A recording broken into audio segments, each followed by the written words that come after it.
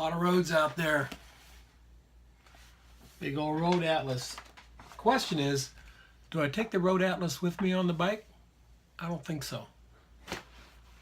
Motorcycle's big. It's got two bags on the back. And it's got two luggage racks on top of the bags that will have some backpacks on them, both sides.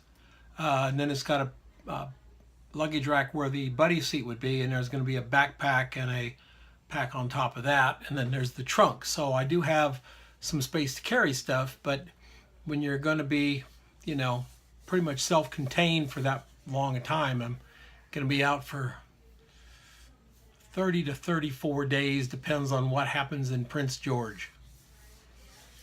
Well, I'll tell you about that later. Anyway, been really kind of struggling with the camera situation. Like, what am I going to take? On a motorcycle, you got a couple of different things to think about. One is space. That's obvious.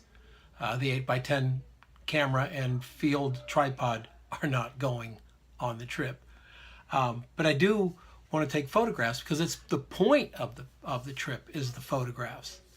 It's not just a ride. It's to get my brain and my eye out from where I am under this blistering heat and terribly crappy light that I have to deal with for 4 months a year. And I want to get somewhere with a little something different. The higher up I go, the farther south the sun goes, so we should have good light most of the time. We also have rain, and apparently on the way back could actually have snow in late August. We'll have to deal with that. But cameras, been kind of anxious about that.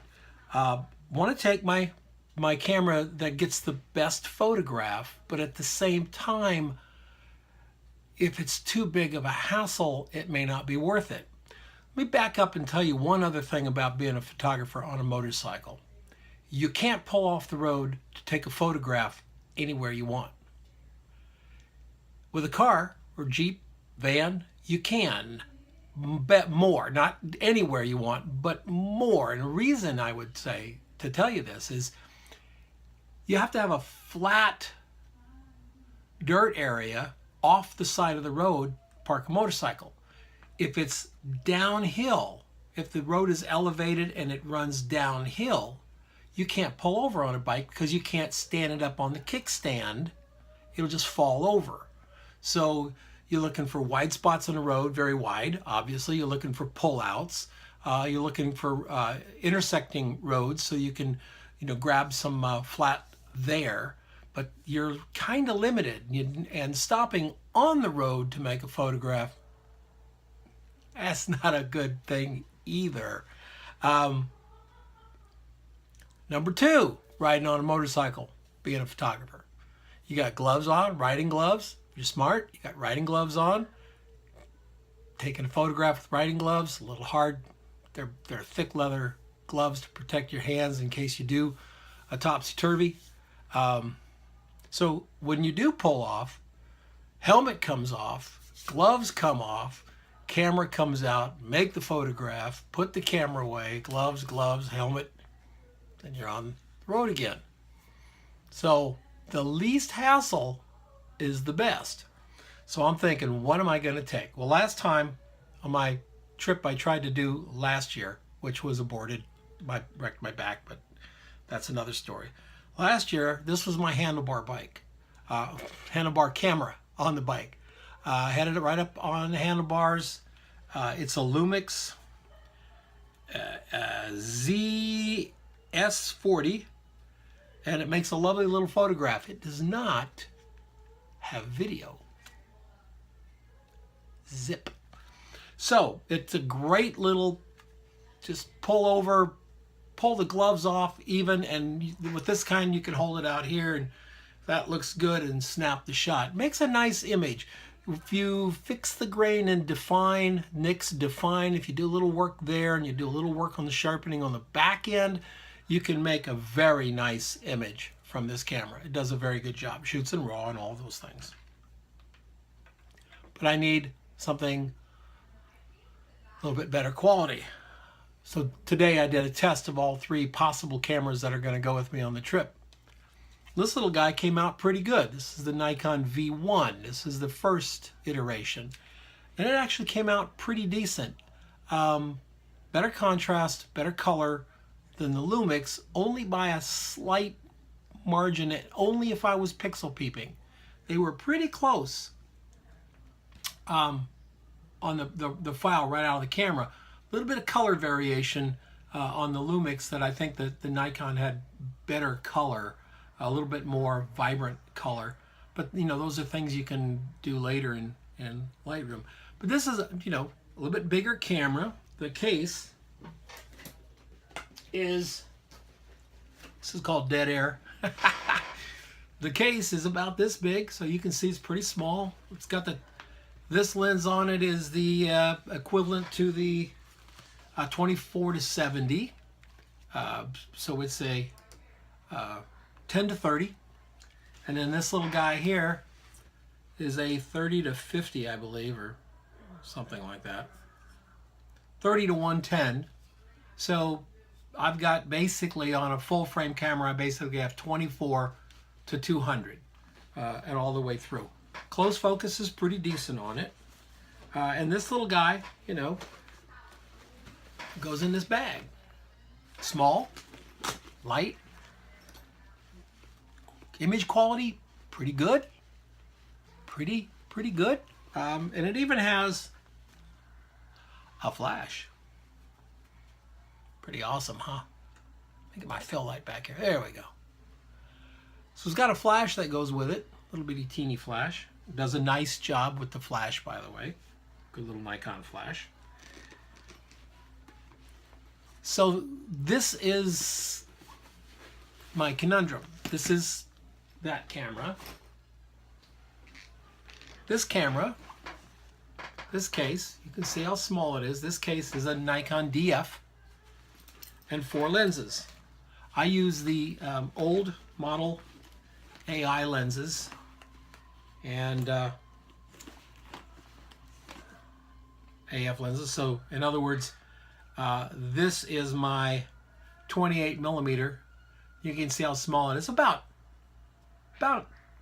2/3 the size, if not half the size of the current 28. Because the current lens has motor in it, this does not have a motor. Screw motor. It still focuses brilliantly fast for me.